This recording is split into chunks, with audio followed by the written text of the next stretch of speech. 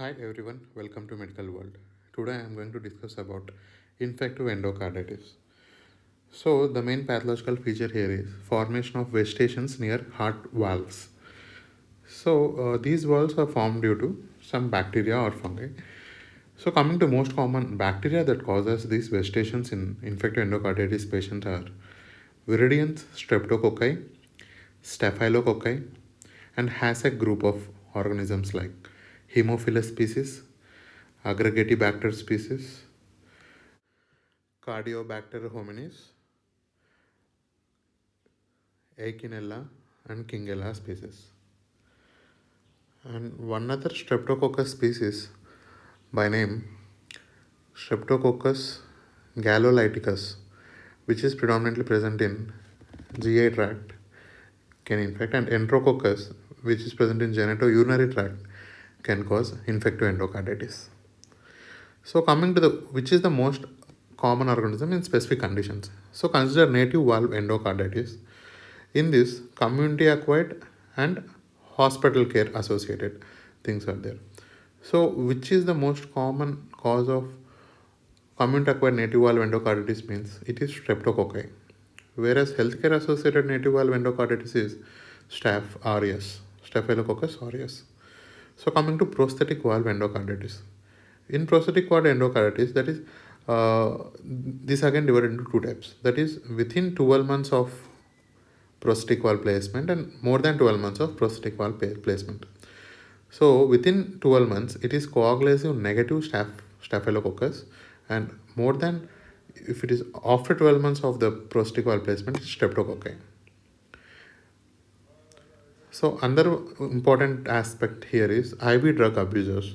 Here, right-sided endocarditis and left-sided endocarditis again in total, and cardiac implantable electric devices.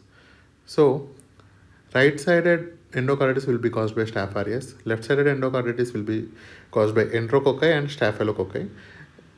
And totally, Staph aureus is the main cause in IV drug abusers. And in cardiac implantable electronic device patients, coagulative negative Staphylococcus is most common. So coming to important one, modified Duke criteria. It has major and minor criteria. So two major and five minor criteria. The first one here is positive blood culture, and in this positive blood culture, three separate subunits will be there, and I will explain all of them.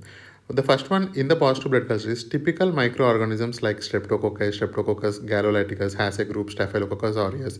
If they are present from two separate blood cultures, it is one of the criteria. And the second one in the positive blood culture is persistently positive blood culture, that is blood cultures drawn more than 12 hours apart, or blood cultures drawn more than 12 hours apart, or all of three, or a majority of all of three, or a majority of more than or equal to four separate blood cultures with first and last drawn at least 1 hour apart. So this is the second subunit in the positive blood cultures. And the third one is very easy to remember. If there is a single positive blood culture for Coxiella burnetii, or single positive blood culture for Coxiella burnetii, or the presence of IgG antibody titer of more than 1 is to 800, these all comes under positive blood culture. The second important major criteria here is evidence of endocardial involvement. So how can we see this endocardial involvement?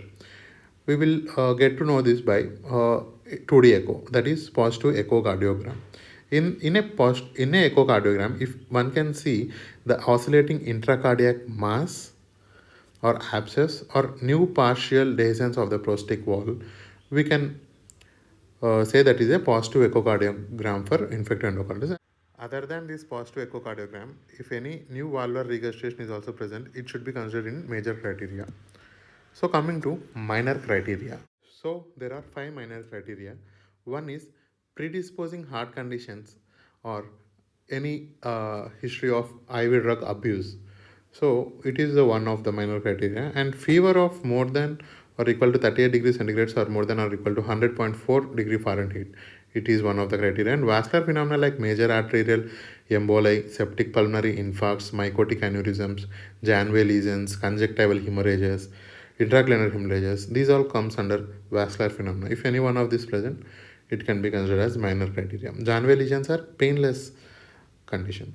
Immunological phenomenon.